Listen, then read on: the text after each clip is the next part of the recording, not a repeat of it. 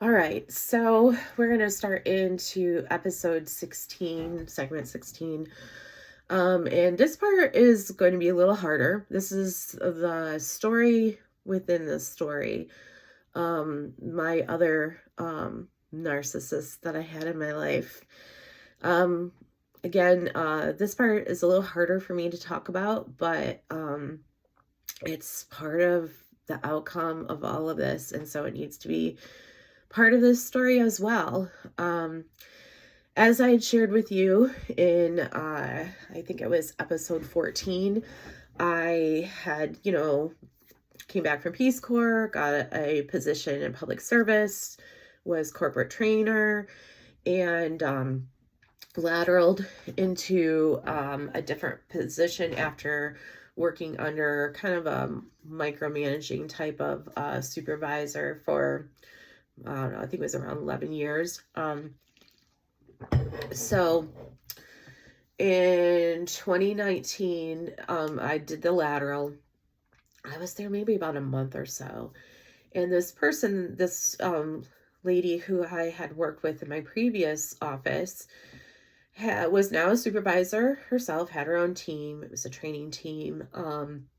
They were doing great work. The work was very, very much aligned to public health stuff and very specific to the organization I was working with. And I liked that.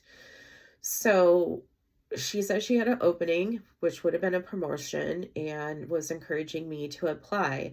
I tried to work under her at a different point when there was an opening, but because of some changes in our agency, it didn't work out at that time. So when this opened up, I applied. Even though I had just taken a job, I thought, what the heck, I'll apply. It was, I tell you, the hardest interview I had ever done. Went in for the interview, it was a panel interview. The person interviewing me would have been my director, another colleague on the team, and would be my friend who was the supervisor for the team.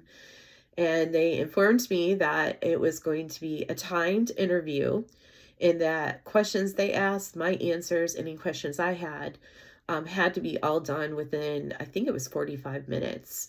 So I'd never had a timed interview like that. I mean, usually interviews would take me between 45 minutes to an hour, but when these questions they were asking were very specific, ones that involved a lot of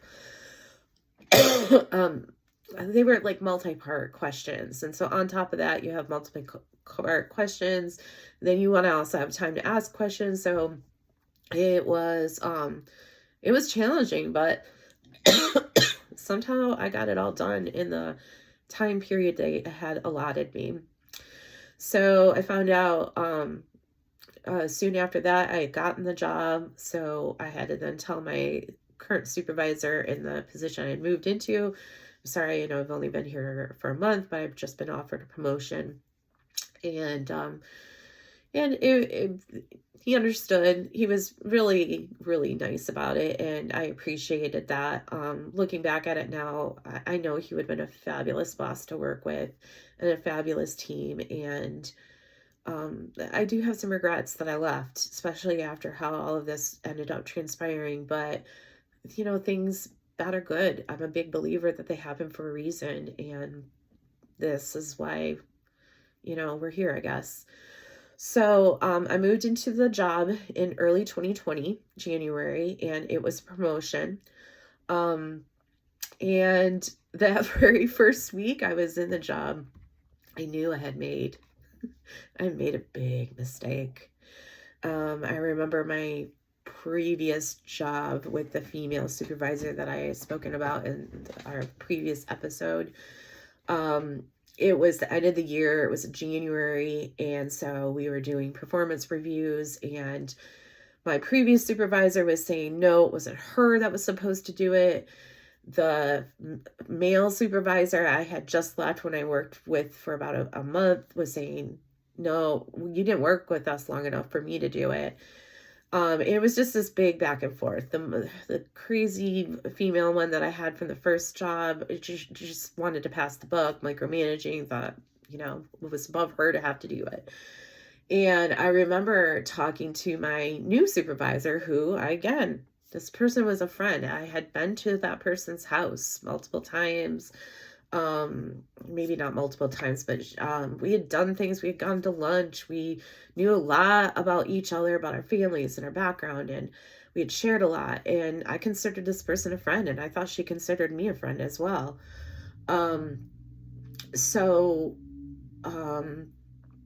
I remember going into her office and just talking about it, thinking, here I am just, confiding in a friend that this was going on, and also thinking, well, you're my supervisor, maybe you can try to work this out and get this taken care of. And instead, I got a lecture from her about how if I was going to just continue to obsess about what had happened in that previous job, and I couldn't concentrate on this new job, that, this wasn't going to work, and, I need to just get past what had happened in my old job. And I remember walking away being like, oh, fuck, what mistake I must have made. I've never seen this quote unquote friend ever talk like this to anybody, or I'd never experienced her talking like this to me. And I was like, wow, okay. The other thing was that one of the colleagues who had been there, and basically my supervisor's BFF and favorite on the team, though she would say otherwise, was on maternity leave. And I spent weeks of the first couple months hearing about, well, when she comes back from maternity, she does this and she does this. And it was always, well, this person, it was always as if this person on maternity leave walked on the fucking water. She was a very smart, intelligent person. But walk on water? No, I'm sorry, none of us really do that. So I remember one point in a meeting with my supervisor and a couple interns on her team. She brought the person on maternity leave up again. And I finally was just like, if you want me to be like this person on maternity leave, that is not who you hired. You knew who you hired. You knew my background. You've worked with me before. I'm never going to be this person. And I don't understand why it's always a comparison all the time of this person. If you want her, then just get her back here and let me go. Oh, she did not like that. No, I got talking to. I can't talk like that in front of the less senior people, blah, blah, blah, blah.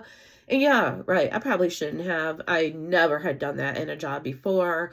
But I thought I was working with someone who was my friend, my supervisor, and someone who I could be myself around. And no, you know what? First of all, don't ever work for someone who is your friend, because they're not.